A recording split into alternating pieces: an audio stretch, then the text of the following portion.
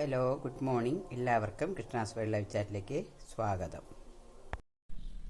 Hello, ഇന്ന് ഞാൻ ഒരു സ്പെഷ്യൽ ചമ്മന്തി പൊടിയാണ് ഇവിടെ തയ്യാറാക്കുന്നത്. ഇഡ്ഡലിക്കും ദോശയ്ക്കും ഒക്കെ നമുക്ക് ഉപയോഗിക്കാൻ പറ്റുന്ന ഒരു ചമ്മന്തിപ്പൊടി. നിങ്ങൾ പലതരത്തിലുള്ള ചമ്മന്തിപ്പൊടിയൊക്കെ കേട്ടിട്ടുണ്ടാവും. അരിയും ഉഴുന്നും പരിപ്പൊക്കെ ചേർത്തിട്ടുള്ള ഇത് അതൊന്നും വേണ്ട. വളരെ കുറഞ്ഞ സമയത്തിനുള്ളിൽ കുറഞ്ഞ ഇൻഗ്രീഡിയൻസ് കൊണ്ട് തയ്യാറാക്കുന്ന ഒരു ചമ്മന്തിപ്പൊടിയാണ്. ഒരിക്കൽ നിങ്ങളിത് ഉണ്ടാക്കി കഴിഞ്ഞാൽ പിന്നെ വേറെ ഒന്നിലേക്കും തിരിഞ്ഞു നോക്കില്ല. ഞാൻ ആദ്യം പഴയ പോലെ ഉഴുന്നുപ്പൊടിയൊക്കെ ഇട്ടിട്ട് തന്നെ ഉണ്ടാക്കിയിട്ടുണ്ടായിരുന്നത്. പക്ഷേ ഇത് ഉണ്ടാക്കാൻ തുടങ്ങിയപ്പോൾ മുതൽ ഞാൻ ഈ രീതിയിലാണ് ഉണ്ടാക്കിക്കൊണ്ടിരിക്കുന്നത്. അതിന് ആവശ്യമുള്ള സാധനങ്ങളാണ്. ഞാനിവിടെ നല്ല ചോറ് വയ്ക്കുന്ന അരിയാണ്. ഏകദേശം ഒരു 400 ഗ്രാം കാണും. അത് രാവിലെ കഴുകി വൃത്തിയാക്കി വെച്ചതാണ്. കഴുകിയിട്ട് ഉണക്കിയെടുത്താണ്. പിന്നെ വറ്റൽമുളക് ഒരു 20 നല്ല ചുവന്ന വറ്റൽമുളക് 20 എടുത്തിട്ടുണ്ട്. 1 ടേബിൾ സ്പൂൺ കുരുമുളക് എടുത്തിട്ടുണ്ട്. അതേപോലെ 1 ടേബിൾ സ്പൂൺ ജീരകം. പിന്നെ കറിവേപ്പില നിർബന്ധമൊന്നുമില്ല. ഇവിടെ ഇഷ്ടംപോലെ ധാരാളം ഉള്ളതുകൊണ്ട് ഞാൻ എടുത്തു എന്ന് മാത്രം. പിന്നെ വേണ്ടത് ഏറ്റവും മെയിനായിട്ടുള്ളതാണ് കായം പറഞ്ഞ കായപ്പൊടിയൊന്നും ആയിരിക്കും. നല്ല LG പെരുങ്കായമാണിത്. ഇത് ഇത്രയും തന്നെ വേണം. ഞാനിതിനെ കഷ്ണാക്കി എടുത്തിട്ടാണ്. അപ്പോൾ ഞാൻ അടുപ്പിലാണിത് തയ്യാറാക്കുന്നത്. ഒരു ഇറ്റാലിയത്തിൻ്റെ ചീനച്ചട്ടി വെച്ചിട്ട് കട്ടിയുള്ളതാണ്. അതിലേക്ക് നമുക്ക് ഈ കായം ഇട്ട് കൊടുക്കാവുന്ന വറുത്തെടുക്കാൻ. നമുക്കിതിലേക്ക് ഒരു തുള്ളി എണ്ണ പോലും ആവശ്യമില്ല. ഓക്കെ. പിന്നെ ആവശ്യത്തിന് ഉപ്പ് ചേർക്കണം. അത് ഞാൻ പറയേണ്ട കാര്യമില്ലല്ലോ. ഇത് എണ്ണയില്ലാണ്ട് വറന്ന് കിട്ടുമെന്ന് വിചാരിക്കേണ്ട. അടുപ്പിൽ നല്ല തീയിലുകൊണ്ട് നല്ല ചൂടായിട്ടിരിക്കുകയാണ്.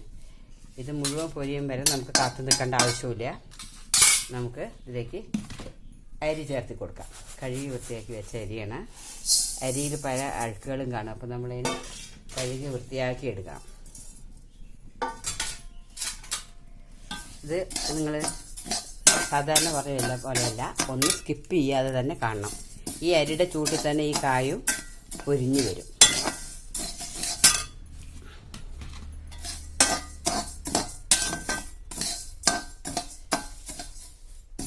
ഇതിലേക്ക് ഒരല്പം പോലും എണ്ണ ആവശ്യമില്ല.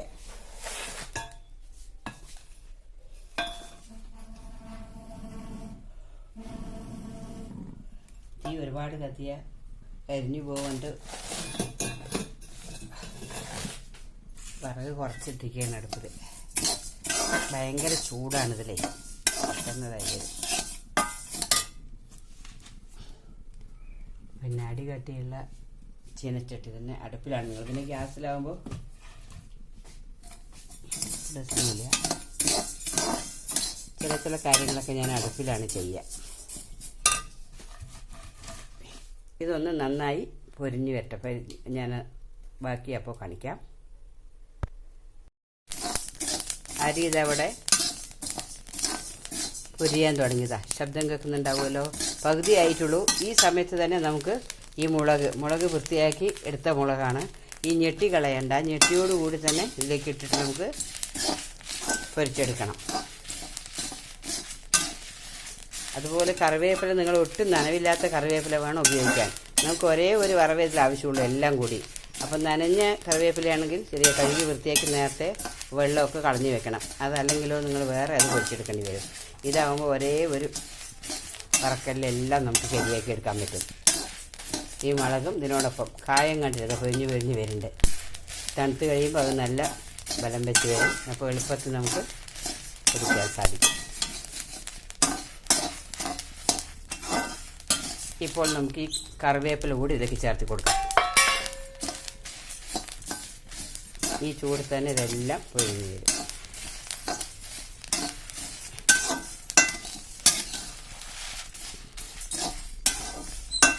അരി മിക്കവാറും പൊരിഞ്ഞു തുടങ്ങി.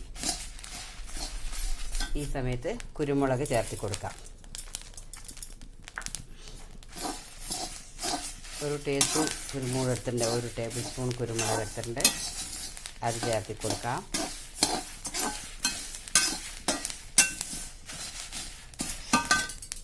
ജീരകവും നമുക്കിപ്പോൾ തന്നെ ചേർത്ത് കൊടുക്കാം.